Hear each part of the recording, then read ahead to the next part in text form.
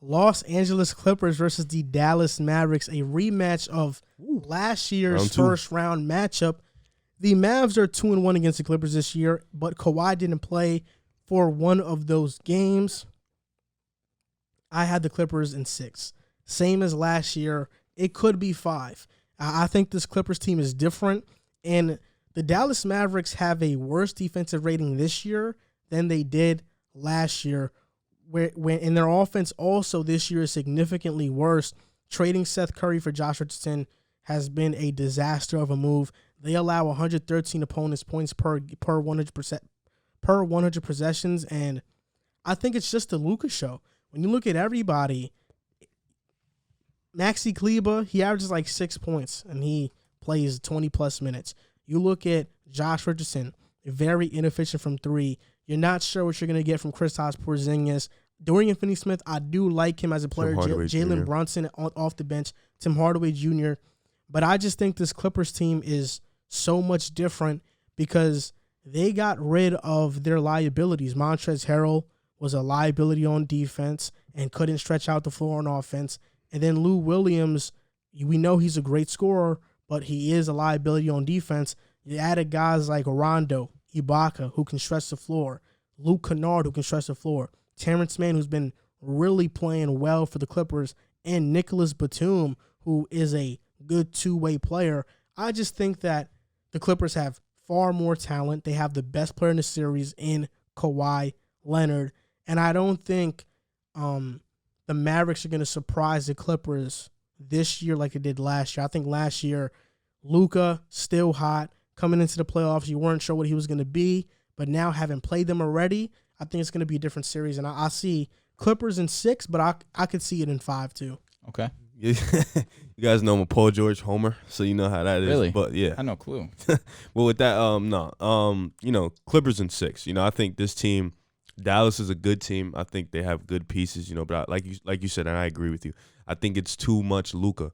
I think everything revolves around Luka. They rely too much on him heavily, and we've seen that. With James Harden, sometimes it gets taxing and it gets hard, and sometimes in a playoff series, it just becomes too much. And when you focus on that one person, rhythm is everything for an NBA player, and the other guys don't get rhythm. And then when you finally need them, they don't show up. With that being said, I think the Clippers are deep. We saw with Terrence Mann, he making that jump. He played well when he gets the minutes, getting in Rondo. Ibaka, he's back. He looked good the last 2-3 games. They was getting him ready.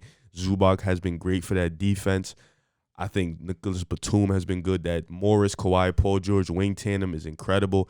And I think this team is really geared up for a rematch of the Dallas Mavericks. They can throw multiple defenders at Luka Doncic. They can throw PG, Kawhi, Morris, Pat Bev. They can do whatever they want.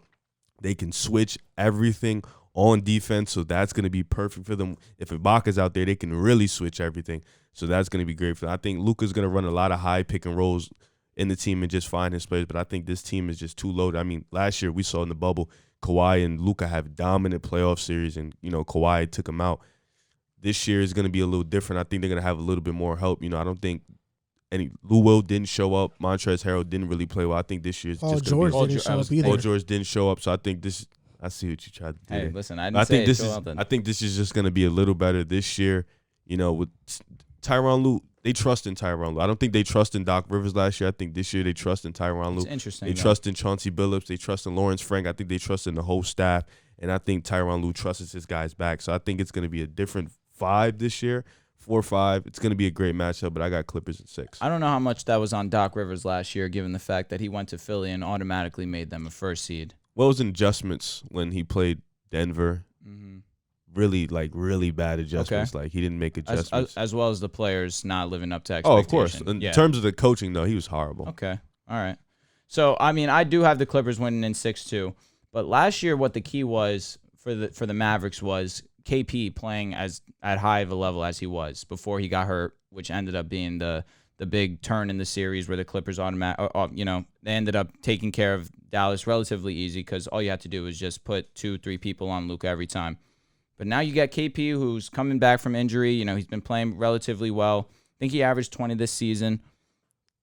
I like where they're at. I mean, Kristaps Porzingis to me is the key player. I know Luka has to be the best player for the Mavericks, but Kristaps Porzingis brings something to the table that the Clippers have difficulty with playing defense against. I mean, you mentioned Zubac, you mentioned Ibaka, but KP is so versatile with scoring the basketball that he can shoot the three very, very well, and he can kill you down low. I mean, Kristaps, if he can get hot and he can find a way to manipulate the game enough to make the Clippers uncomfortable, I can see this being a difficult series for the Clippers. But even still, I feel like the Clippers are going to come out on top. Like you mentioned, they have too much firepower. They're definitely revamped in the sense that they're more right now. They are built for their strengths right now, as opposed to last year where it was too much of it was a hot mess, to save a few words. But you bring in Rondo, who brings in a great mentality,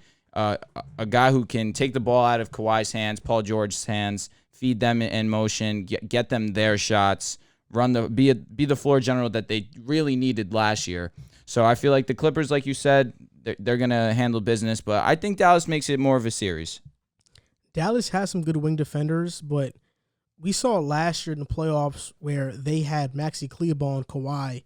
It got bad. That was just the dominating matchup. Got bad fast. Kawhi dominated him. I think Rick Carlisle has to put Dorian Finney-Smith on Kawhi. I think that's your best hope. I think he's their best perimeter defender. They're hoping Josh Richardson can be that too for them. But the problem with Josh Richardson is that when you put him in the game, you really don't know what you're going to get with his three-point shooting and his spacing because he's very consistent. But I could see Dorian Finney-Smith and Josh Richardson matching up on both Kawhi and Paul George. Even then, I still have Kawhi and Paul George dominating that matchup. Maybe not Paul George because he does tend to disappear, like Houdini. But Kawhi, I think he will dominate. We all know that in the playoffs, he puts it on to another level. So, obviously I have the Clippers in 6. It could be 5 because I think this Mavericks team is worse than it was last year. Losing Seth Curry was a very underrated loss. They didn't take into account how big of a piece he really was. And now you look at Philly, and his spacing has been a big key reason as to why they are the first seed right now.